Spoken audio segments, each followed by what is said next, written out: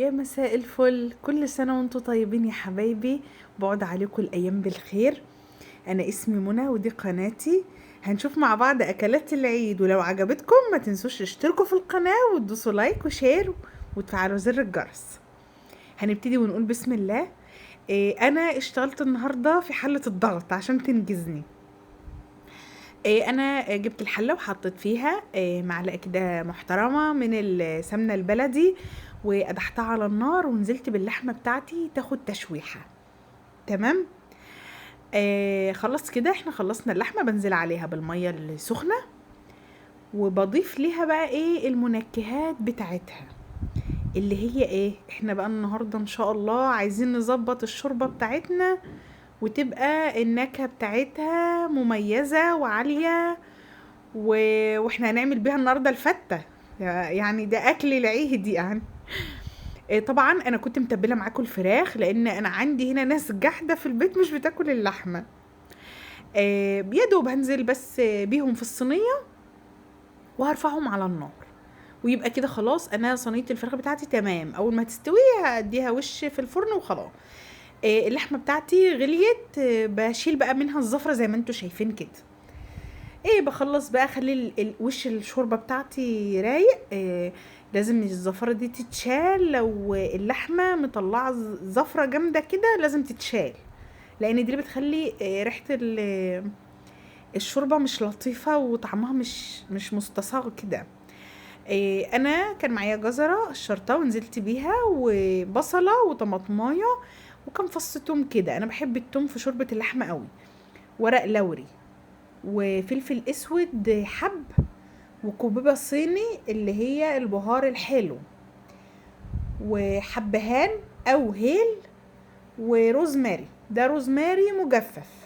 بنزل بكل المنكهات دي مع الشوربه، وبغطي عليهم بقى الغطا كده وبربطه وبرفعه على النار. تمام. طبعا لازم صينيه الكوسه. انا كنت مجهزه معايا الكوسه، بجيب حله وبنزل بشويه زيت وكيس طماطم اللي انا مفرزاه، وحبه كده من بصل مفروم، وهنزل بقى بالتوابل بتاعتي. التوابل بتاعتي اللي هي ايه، الملح والفلفل الاسود والكمون والكزبره. ديت التوابل بتاعتي. كان عندي شطه كنت انا فرماها في الفريزر، خدت منها معلقه صغيره عليهم. برضو انا عملت صينيه محشي لان ولادي الفته مش بياكلوا منها نهائي. الفته دي انا عاملاها لنا احنا الكبار. تمام. فهو ده عيب بقى، كل واحد في البيت له طلب شكل، فطبعا انا لازم هنفذ لكل واحد طلبه في الاكل. بس كده انا عملت المحشي بتاعي كله ني في ني، هرفعه على النار. هيتسبك كده مع نفسه. طبعا انا اللحمه بتاعتي كانت خلاص هتدخل في السوى. هضيف بقى عليها الملح والفلفل الاسود وسبع بهارات، بس كده وخلاص. انا مش هكتر بقى توابل في الشوربه بتاعتي، وارفعها على النار واسيبها تكمل سوا. تمام. انا بحط في الحله ديت وبتابع بقى الاكل. انا مش بستعملها كتير، بس يعني لما بكون في وقت فيه زحمه واكل كتير وكده بستعملها. هي حلوه والله وبتنجز. بجيب بقى البوله اللي انا هعمل فيها خلطه المحشي. جبت حزمه كده من الشبت والكزبره، واخرطهم كده على ايدي، يعني على قد ما اقدر تخريط ناعم. وهنزل بقى عليهم الرز انا غسلاه. طبعا كمية الرز تبع كمية الكوسة. تمام. انا عملت الرز نزلت بيه، وطبعا الصلصة بتاعتي على النار بنزل بيها برضو فوق الرز وبقلبهم كويس. والحاجة الإضافة بس اللي أنا هضيفها وهزود فيها شوية النعناع، لأن الكوسة بتبقى تحفة مع النعناع، يعني لا غنى عن الكوسة بالنعناع، بتبقى طعمها حلو قوي. تمام.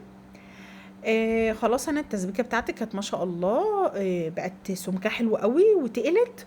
بقى هنزل بقى على الخلطه كده واقلب، وادوق بقى، تدوقي لو عايزه ملح زودي ملح. انا كانت بتاعتي مظبوطه خالص، ما احتاجتش ملح ولا اي حاجه تاني. هي الحاجه الوحيده اللي ضفتها كانت النعناع. وبدات احشي بقى وعملت كم واحده جزر وطماطمايه وكم قرن فلفل اخضر. وعملت كمان بس كده، ده المحشي اللي انا عملته. لا عملتش اي نوع محشي تاني، انا استكفيت بالصينيه دي خلاص. طبعا احنا في العيد ولازم الكل يتراضى والكل يتعمل له الاكل اللي بيحبه. وكل سنه وانتم طيبين، بعود عليكم الايام بخير. انا كده خلاص. طبعا الصينيه بتاعتي اللي انا هحشي فيها بفحر الكوسه وقلبها بحطه في القاع بتاع الصينيه. خلاص كده انا خلصت المحشي. حته الطماطم دي، ده قلب الطماطم اللي انا فحرتها ما رضيتش ارميها، قلت احطها تدي برضو طعم للكوسه، وتخلي الشوربه كده تشرب منها. الشوربه بتاعتي طبعا انا بصفي في طبق زي ما انتم شايفين كده، مفيش فيها اي منكهات من اللي انا كنت حطاها. انا كنت مزوده روزماري وفلفل اسود. انا مش عايزه كل الكلام ده عشان ما ينفعش يبقى في المحشي، لازم تصفي الشوربه خلاص. ورفعتها على النار كده، المحشي بتاعي تمام. البشاميل بقى، انا كنت عملت سلقه المكرونه وعملت البشاميل. طبعا احنا عاملينها مع بعض قبل كده، بس انا النهارده عملتها على البارد. البشاميل عملته كده، حطيت الدقيق على اللبن وبعدين ربطته على النار. وطبعا التعصيجه احنا كنا معصجين ومقسمين في اكياس. انا طلعت كيس اللي انا بشيله ده حته من روزماري، لان كنت حطيت كبشه من الشوربه على البشاميل.